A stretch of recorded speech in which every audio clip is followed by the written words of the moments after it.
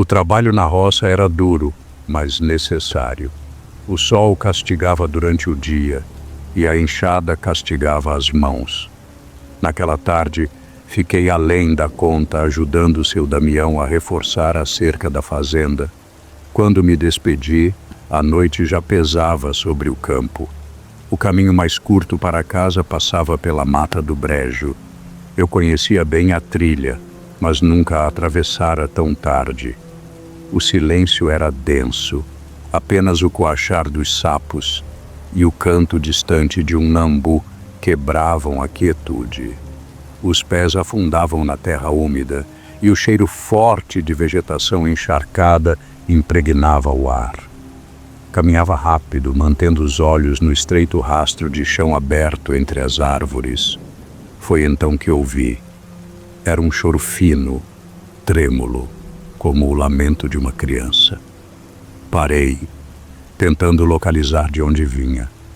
O som parecia oscilar entre os troncos, ora distante, ora próximo. Meu corpo ficou tenso. O que quer que fosse não parecia natural. O choro se interrompeu e no lugar dele veio um riso.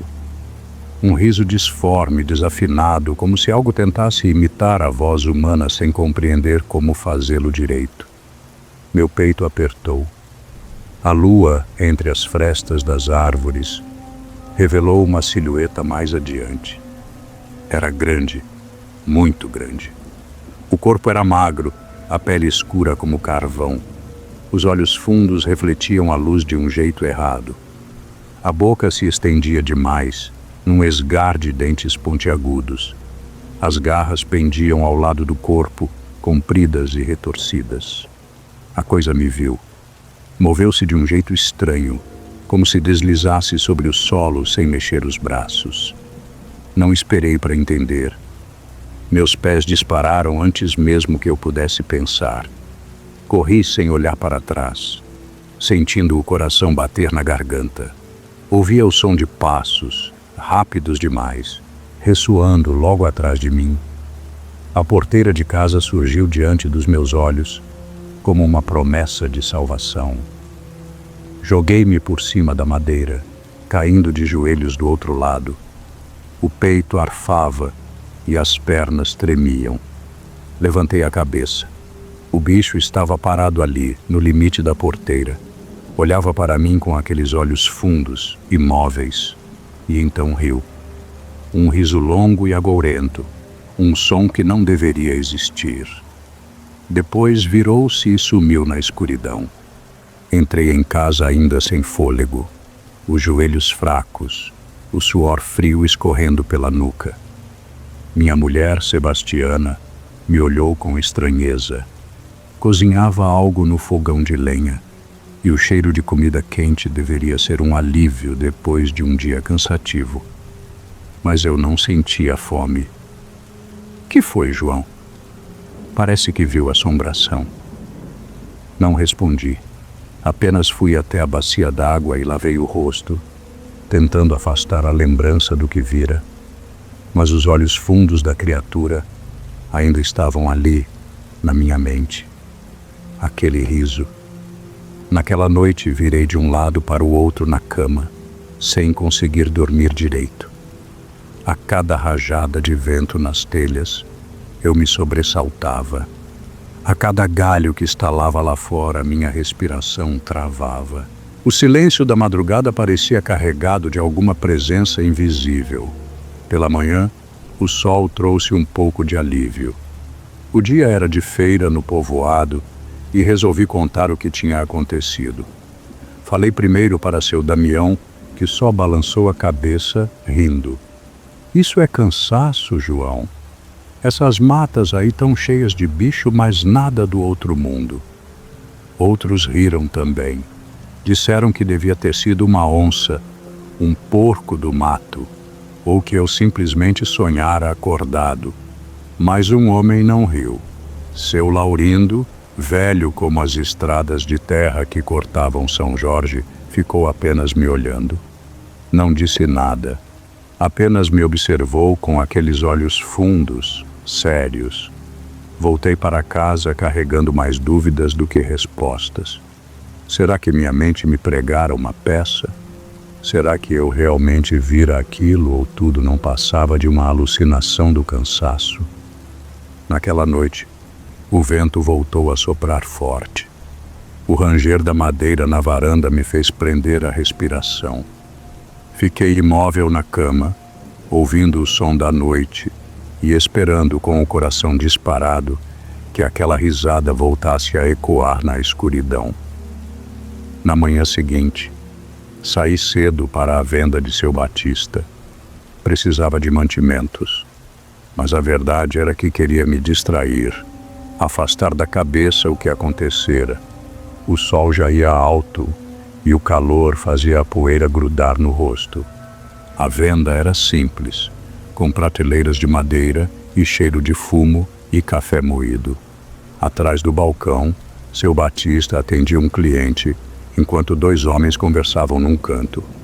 Peguei um saco de farinha e alguns mantimentos, mas antes de pagar, notei alguém sentado num banco próximo à porta. Seu Laurindo. O velho me olhava, sem pressa. O rosto marcado pelo tempo, a barba rala e os olhos fundos, cheios de algo que eu não soube explicar.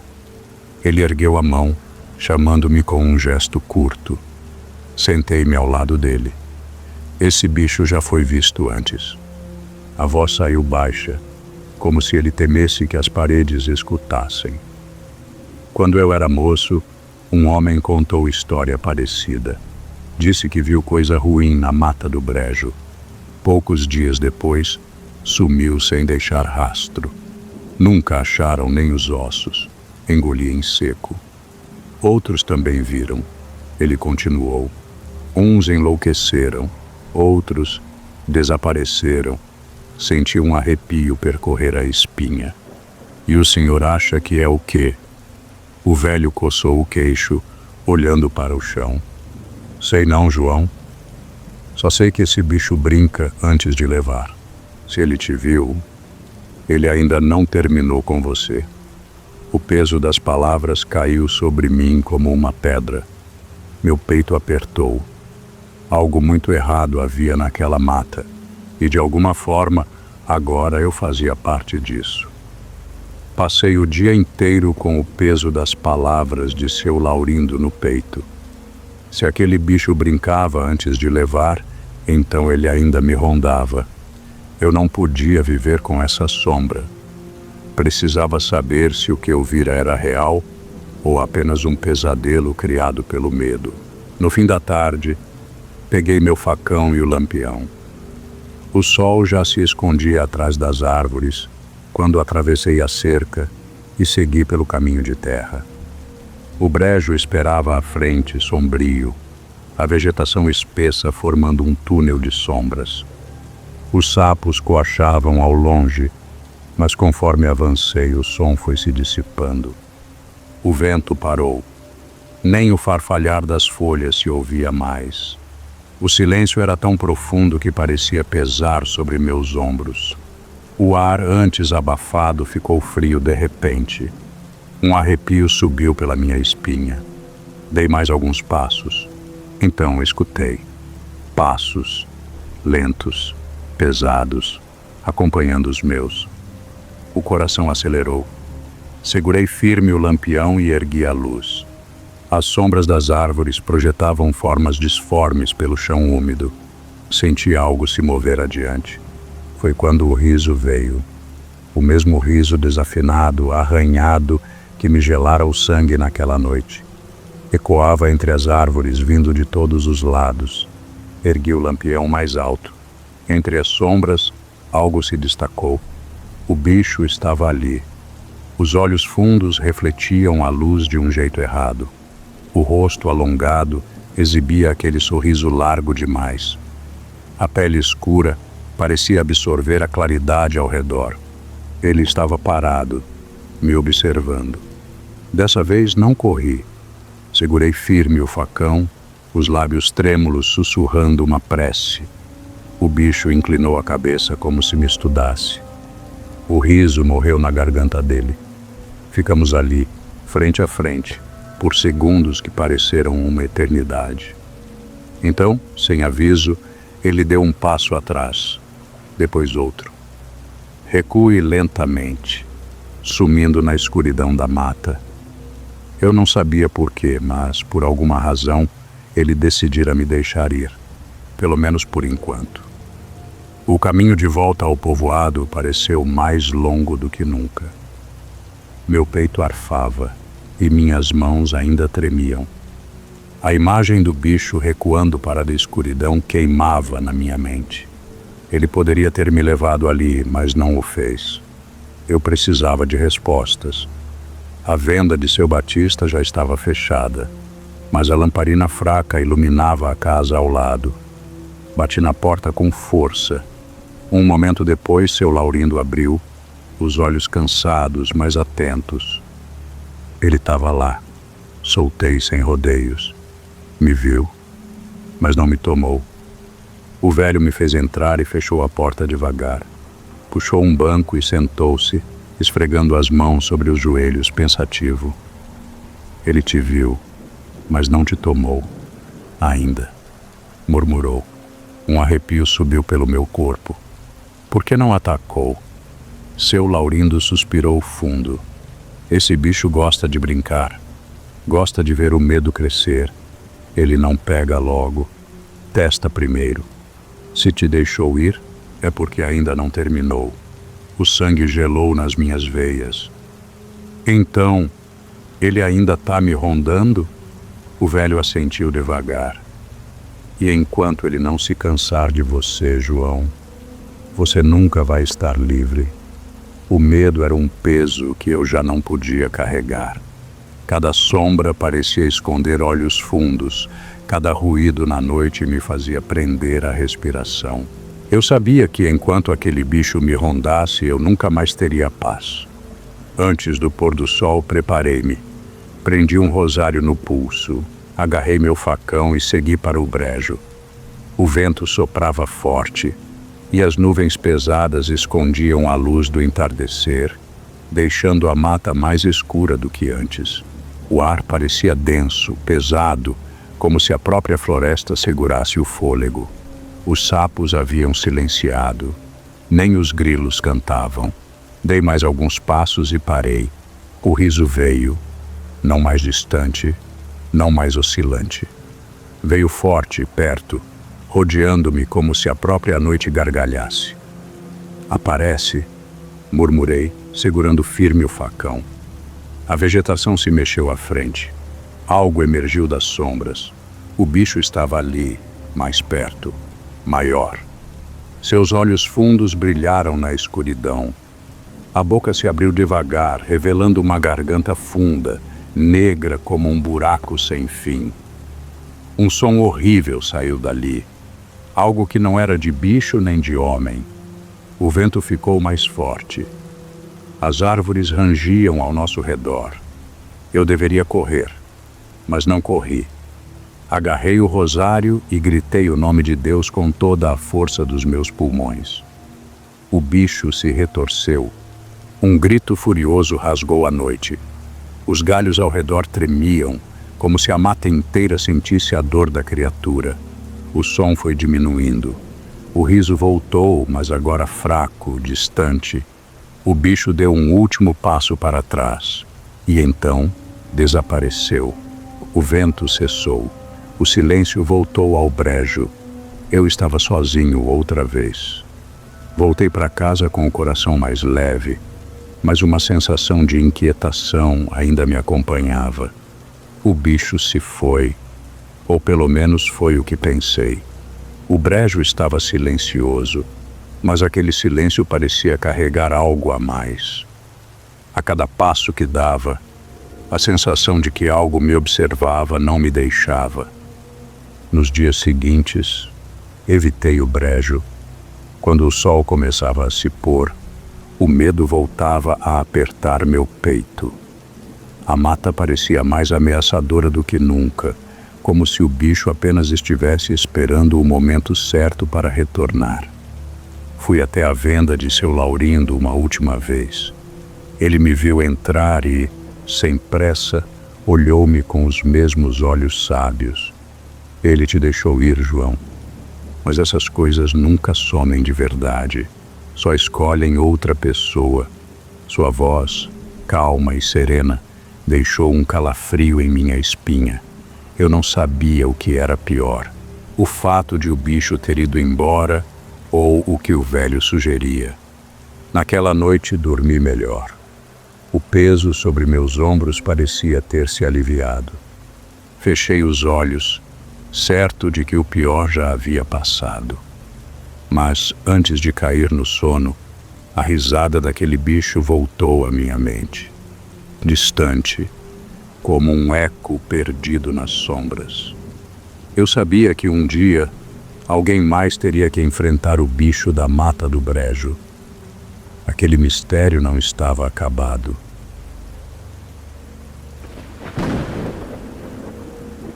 Eu trabalhava na casa grande de uma fazenda antiga, situada na cidade de Goiás, no ano de 1974.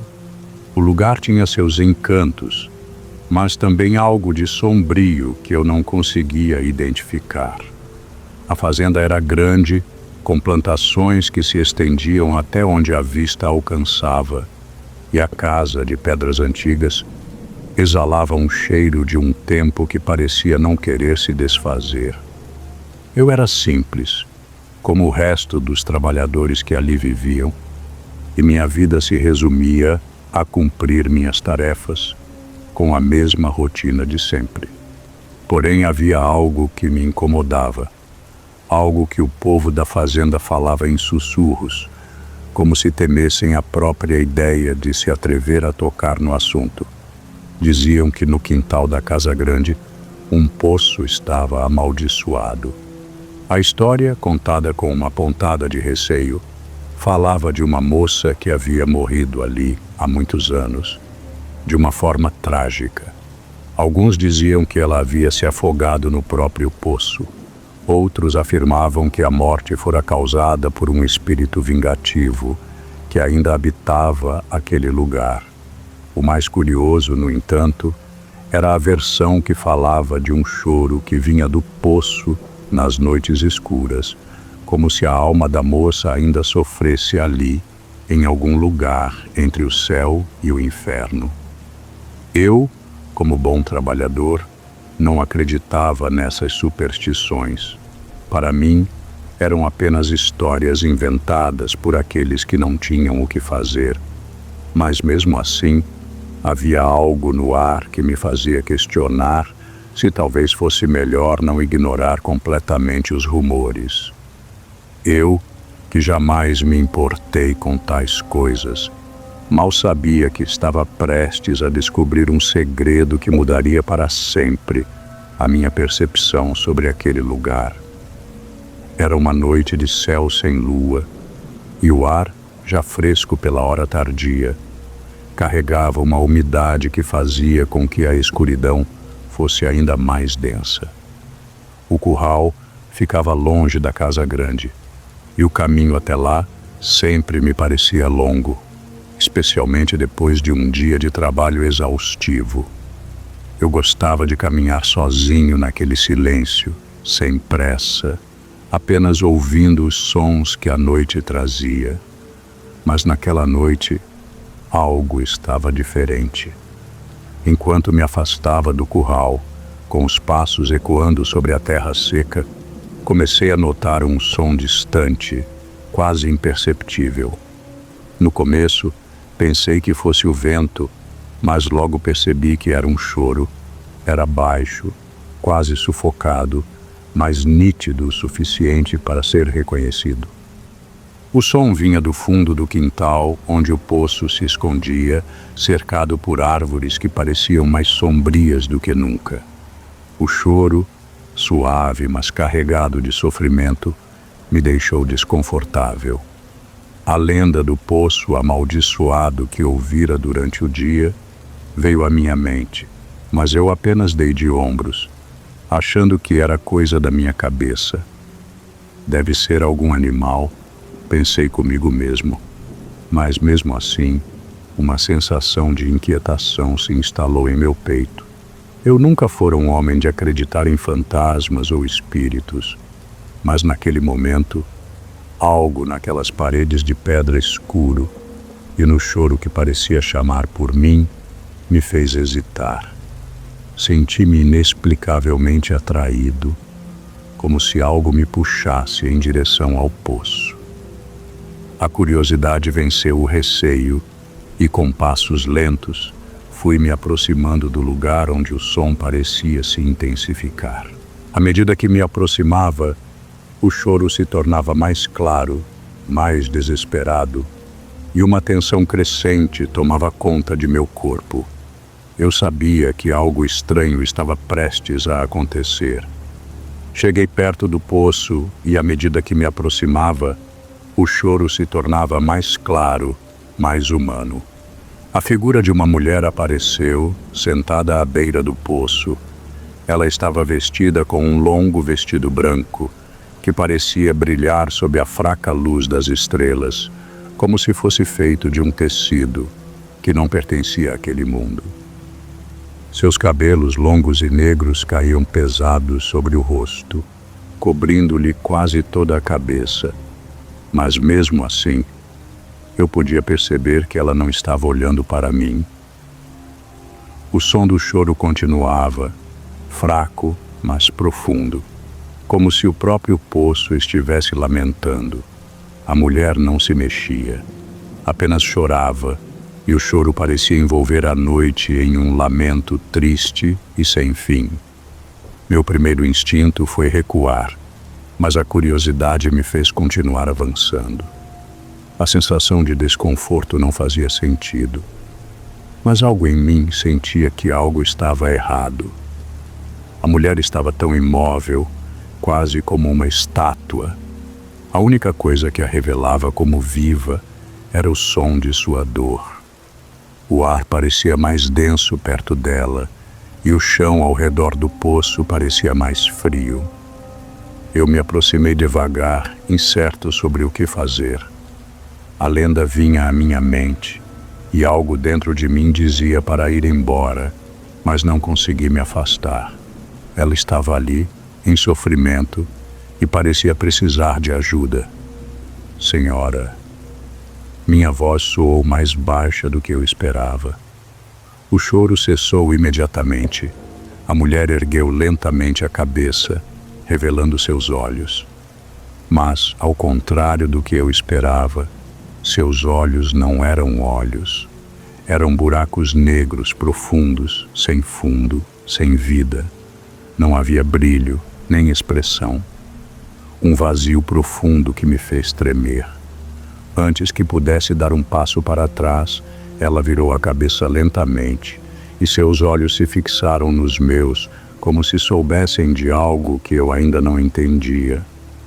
A tensão no ar se intensificava, como se algo terrível estivesse prestes a acontecer. Fiquei ali, paralisado por alguns segundos, sem saber o que fazer. O silêncio se fez tão pesado que parecia me engolir. A mulher não moveu um músculo. Seus cabelos caíam pesados sobre o rosto, mas seus olhos, ou o que deveria ser os seus olhos, estavam completamente vazios. Quando ela levantou lentamente a cabeça, minha mente não conseguiu compreender o que via.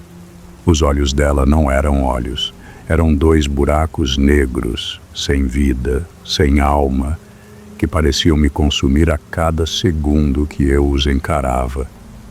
Eu queria correr, mas o corpo não obedecia.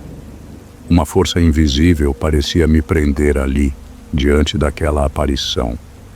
O que eu havia imaginado ser uma mulher em sofrimento, agora parecia ser algo bem mais sinistro. O olhar sem expressão, tão profundo e aterrador, não era humano. Não havia nenhum vestígio de vida ali, apenas um vazio interminável, como se o próprio poço tivesse sugado a essência dessa pessoa. Ela não disse uma palavra, mas eu sabia que ela estava me observando, sentindo-me ali, impotente diante de algo que não tinha explicação. O ar ao redor parecia se tornar mais frio, mais denso. A sensação de que algo estava errado se intensificou, como se o poço e tudo ao redor tivesse se tornado um grande abismo que queria me engolir. Senhora, precisa de ajuda? A pergunta escapou de meus lábios sem que eu pudesse evitar.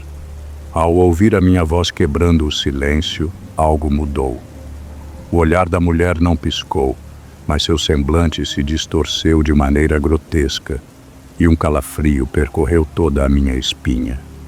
Eu havia cometido um erro. Algo no ar parecia estar se ajustando e o medo, que até então estava distante, agora tomava conta de cada fibra do meu ser. Eu havia provocado algo que não compreendia e as consequências seriam terríveis. Foi um erro. Eu sabia disso assim que aquelas palavras saíram da minha boca e uma sensação gelada me percorreu o corpo. O olhar da mulher, vazio e distante, parecia me observar com uma intensidade que me fazia querer desmoronar no chão. Eu senti uma pressão no peito, uma sensação de sufocamento, como se o ar ao redor estivesse sendo retirado, pouco a pouco. A realidade começou a se distorcer e eu só queria sair dali, correr para longe. Mas o medo me paralisava.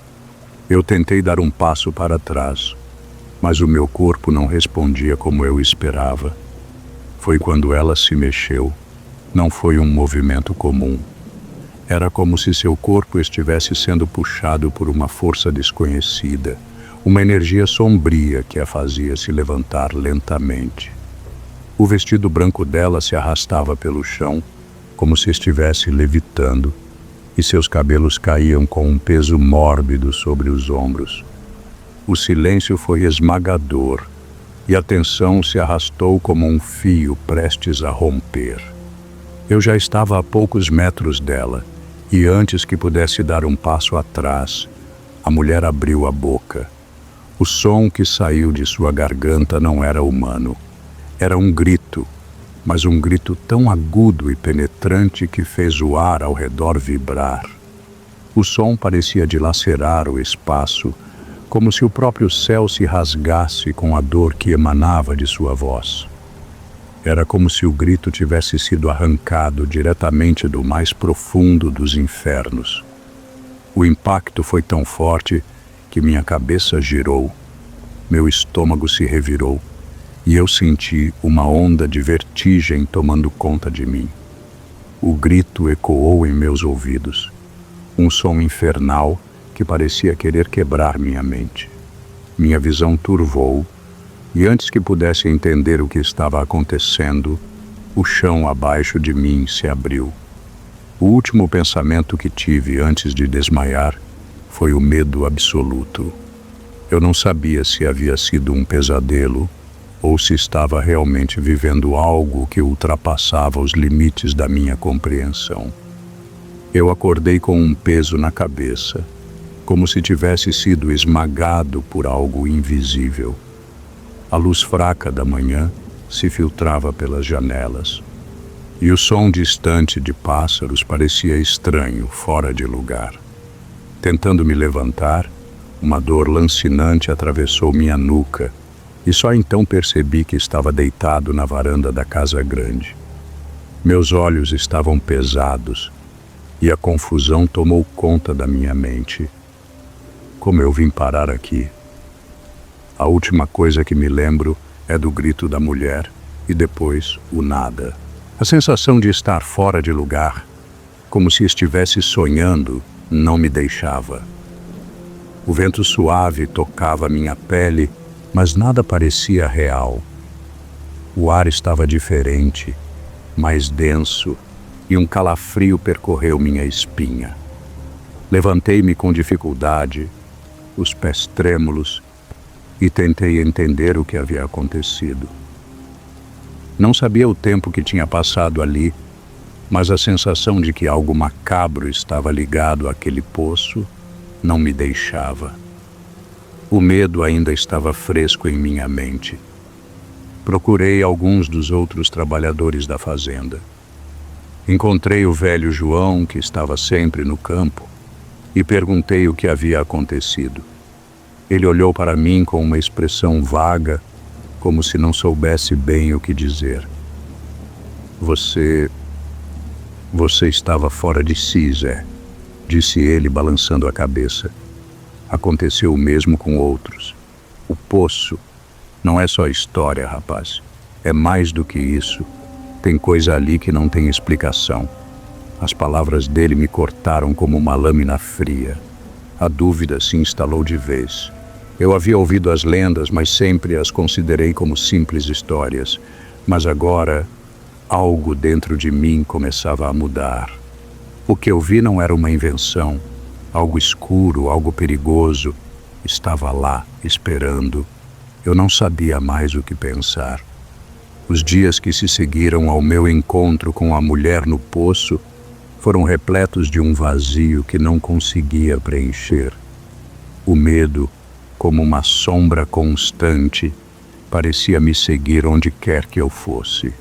As palavras de João ecoavam na minha mente, e cada vez que passava perto do poço, algo em meu interior gritava para me afastar, para nunca mais olhar naquela direção. Eu já não era mais o mesmo homem. O ceticismo, que antes me fazia ignorar as histórias, agora parecia ridículo diante daquilo que eu tinha vivido. Não era mais uma lenda, não era mais um conto. O que vi, o que ouvi, estava tão real em minha mente que não conseguia mais negar. A mulher no poço, com seus olhos vazios e o grito ensurdecedor, agora fazia parte de mim. E algo me dizia que ela ainda estava lá, esperando. Naquela manhã, com o sol se pondo atrás das árvores, eu tomei uma decisão. Jamais voltaria perto daquele poço.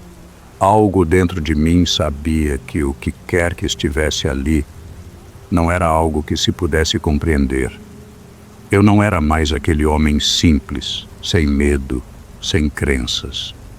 Eu era alguém marcado por uma verdade que não poderia ser apagada. Mas mesmo assim, quando os ventos noturnos começavam a soprar e a escuridão tomava conta da fazenda, eu sentia uma presença. Não mais a mesma sensação de curiosidade que me levara até o poço, mas algo mais sutil. Algo que me observava, esperando o momento certo. Às vezes, à noite, enquanto eu caminhava pela fazenda, podia ouvir o choro distante. E então eu sabia. O espírito da mulher ainda estava ali, esperando por outra alma imprudente. Eu não sabia se o terror havia terminado ou se eu estava apenas adiando o inevitável. Mas agora eu sabia. O poço não era só um buraco no chão. Era um abismo. E eu estava, de algum modo, preso àquele lugar, sem escapatória. Cresci em uma casa isolada, no interior de Itumbiara, Goiás, em 1975. A casa, embora simples, era a única que se erguia por aqueles lados, cercada por uma vastidão de terras que se estendiam até onde os olhos podiam alcançar. O silêncio era constante, algo que tornava o ambiente ainda mais solitário, especialmente depois que o sol se punha. Durante o dia, a rotina era marcada pelo trabalho árduo no campo, mas à noite, a casa se transformava em um refúgio silencioso. Minha mãe, uma mulher de poucas palavras e muita firmeza, sempre me alertava para um detalhe que eu jamais questionava. Nunca olhe pela janela depois da meia-noite, ela dizia, com um tom de seriedade que nunca me atrevi a desafiar. Eu ainda era muito jovem, mas sabia que, para ela, esse conselho não era apenas superstição. Era uma lei a ser cumprida. Sua expressão severa e o olhar fixo ao dizer essas palavras me faziam sentir um calafrio, como se uma presença invisível a observasse também. Eu passava os dias a brincar sozinho nos campos ao redor de casa, em meio ao canto das cigarras e ao farfalhar das folhas secas. Mas algo começava a mudar quando a noite caía. O silêncio do campo se tornava ainda mais denso, como se o mundo parasse para esperar algo. Cada barulho, por mais simples que fosse, parecia se arrastar na escuridão, e eu não podia deixar de notar como minha mãe parecia mais inquieta conforme as horas avançavam. Mas nunca me contou o motivo de sua ansiedade. Ela só insistia: não olhe pela janela depois da meia-noite. Aquela advertência ficou gravada em minha mente como uma verdade inquestionável. O silêncio da noite e a presença de minha mãe, que se tornava cada vez mais reservada, criavam um mistério que eu ainda não conseguia entender. Um mistério que, mais tarde, eu descobriria, mas de uma maneira que jamais poderia ter imaginado. A casa ficou quieta demais naquela noite. Minha mãe tinha saído para visitar uma amiga, algo que fazia de vez em quando, me deixando sozinho. O campo ao redor parecia mais vasto do que nunca, como se o silêncio o tivesse engolido por completo. O relógio na parede fazia um som baixo, ritmado, mas o restante do ambiente estava imerso em um silêncio tão profundo que o som de minhas próprias respirações parecia incomodar. Algo na tranquilidade daquele lugar começou a me incomodar, como se ela escondesse algo que eu não conseguia compreender. O dia havia sido quente, mas a noite trouxe uma calma estranha. O vento, que antes soprava com força, agora parecia ter se afastado, deixando tudo ainda mais abafado. O céu sem estrelas parecia fechar-se sobre a terra. O campo ao redor da casa, normalmente cheio de sons naturais, estava mudo. Não se ouvia nem o canto das cigarras. O som que antes me era familiar agora parecia uma ausência, uma presença invisível que se tornava mais densa com o passar das horas. Fiquei ali, sentado no canto da sala, olhando para a porta, esperando que minha mãe voltasse. Mas, quando o relógio marcou quase meia-noite, uma inquietação crescente tomou conta de mim. Decidi ir até a janela. Talvez fosse a curiosidade, ou talvez um impulso que eu não poderia explicar, mas me levantei e me aproximei da janela. Olhei para o quintal. No começo não vi nada além da escuridão, mas então algo chamou minha atenção. Uma figura estava parada ali, no meio do campo. Um velho, de roupas rasgadas, com um chapéu grande que cobria boa parte do rosto. Mas não havia rosto, nenhum sinal de olhos, nariz ou boca. Apenas uma pele lisa, vazia, como se o rosto tivesse sido arrancado. O velho não se mexia, mas eu sentia sua presença como se ele estivesse me observando, apesar da ausência de um olhar. A inquietação tomou conta de mim e por um instante todo o ar pareceu se prender na minha garganta. O tempo parecia ter parado quando eu olhei para aquele velho no quintal. Ele ainda estava parado lá, imerso na escuridão, mas algo havia mudado. Era como se de algum modo ele soubesse que eu o estava observando, como se pudesse sentir minha presença através da janela. Ele levantou a cabeça lentamente e a sensação de paralisia se apossou de mim. Seus olhos não existiam, mas eu sentia de algum jeito que ele me olhava. Não havia olhos, apenas a pele lisa e sem expressão onde deveriam estar. Um vazio profundo, vazio como a escuridão que nos cercava. A ausência de um rosto era mais aterradora do que qualquer coisa que eu já tivesse visto. Era um vazio absoluto, uma falta de humanidade tão completa que eu mal conseguia compreender. Meu corpo começou a se enrijecer. Minha mente gritou para que eu me afastasse da janela, para que eu fechasse a cortina e me escondesse, mas meus músculos não respondiam. Não conseguia mover nem um dedo. O medo, uma sensação fria e sufocante, se espalhou pelo meu corpo. Não havia nada mais ao meu redor, apenas aquele vazio, aquele ser diante de mim, parado e imóvel, mas tão ameaçador quanto qualquer monstros que se escondem nas sombras da nossa imaginação. A cada segundo que passava, mais desconcertante se tornava a visão daquele velho sem rosto. Ele começou a andar, mas seus passos eram completamente silenciosos. Não havia som algum, como se ele estivesse flutuando sobre o chão. Cada movimento seu me fazia sentir uma crescente sensação de perigo, como se o ar estivesse se comprimindo ao meu redor, me prendendo em um espaço estreito e sufocante. O velho se aproximava da janela sem pressa, mas implacável, e eu não conseguia mais desviar os olhos. Eu sabia que algo estava prestes a acontecer, mas não sabia o quê. O terror estava diante de mim e eu não podia escapar. O velho estava tão perto da janela que eu podia sentir seu vazio, como se ele se estendesse por todo o ambiente.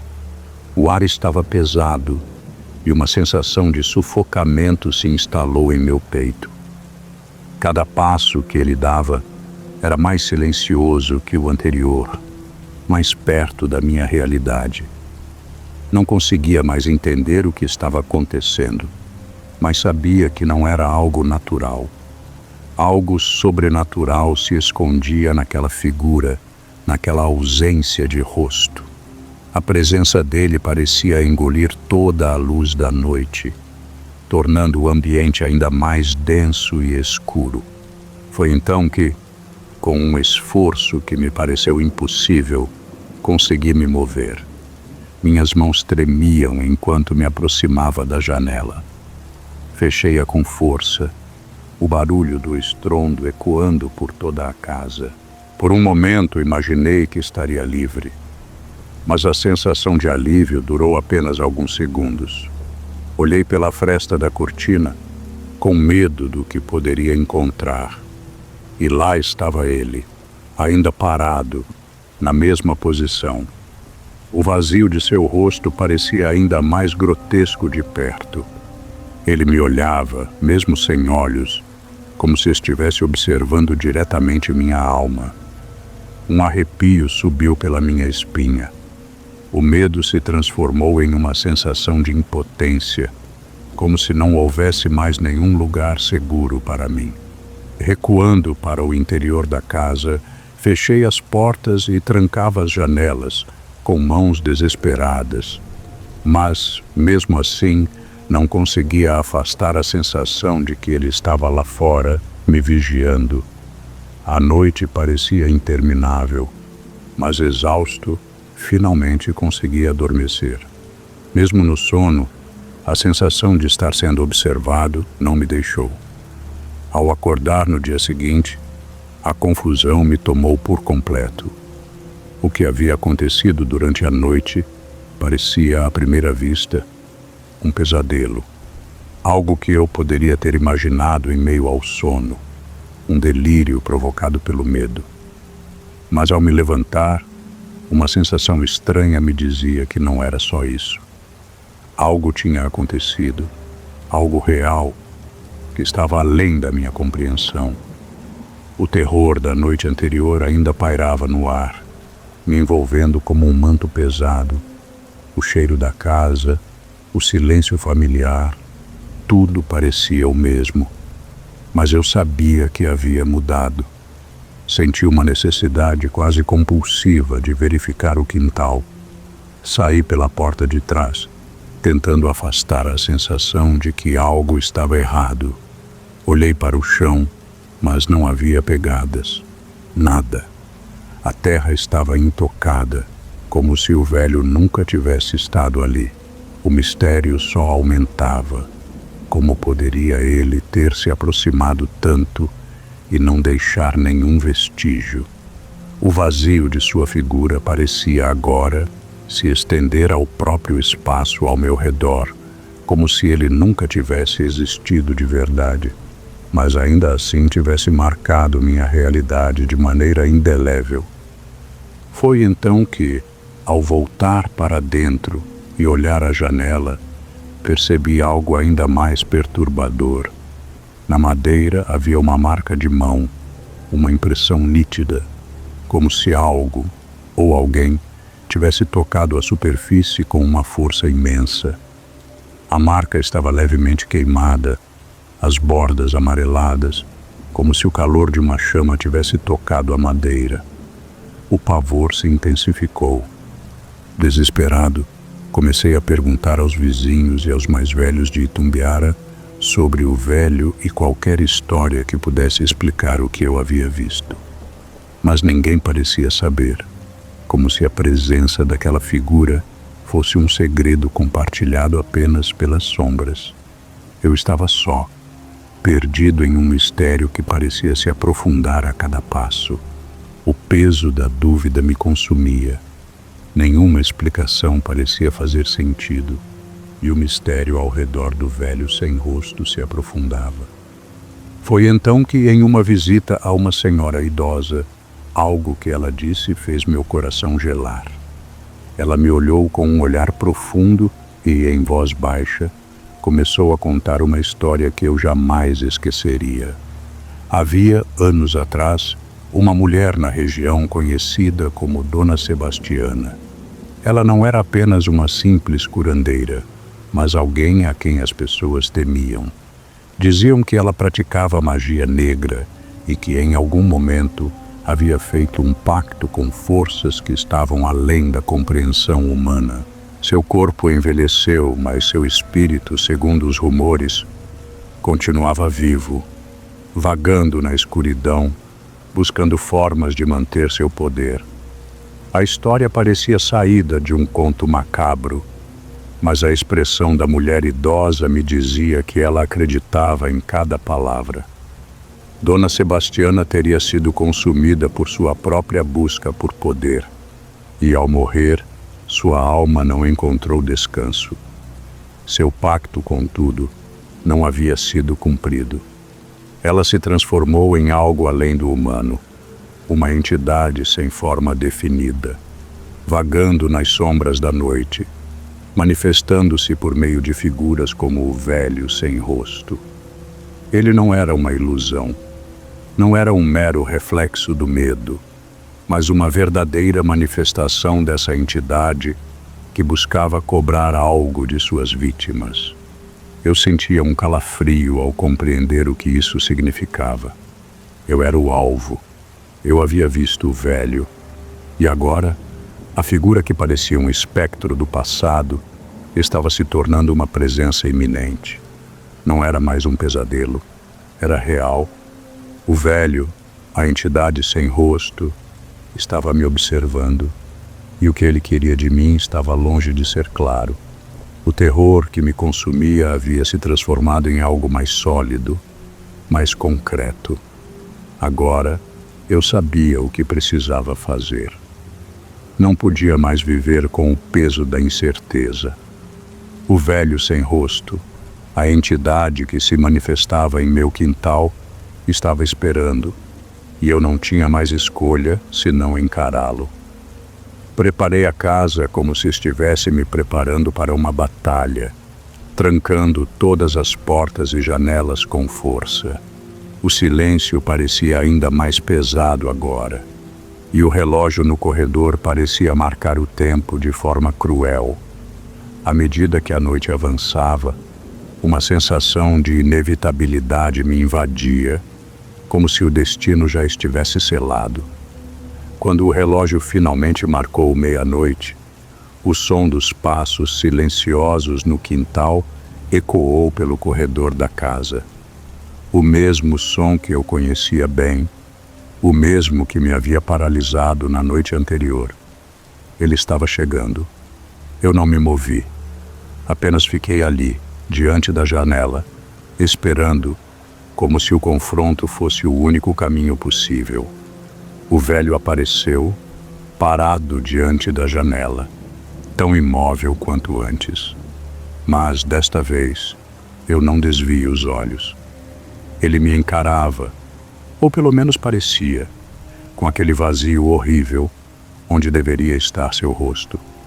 Não havia mais medo, apenas uma necessidade desesperada de entender o que estava acontecendo. De repente, o velho simplesmente desapareceu. Não houve som nem movimento. Ele se desfez no ar, como se nunca tivesse estado ali. Mas ao olhar novamente, vi algo ainda mais perturbador. No reflexo da janela, o velho estava lá, parado, sem mover um músculo.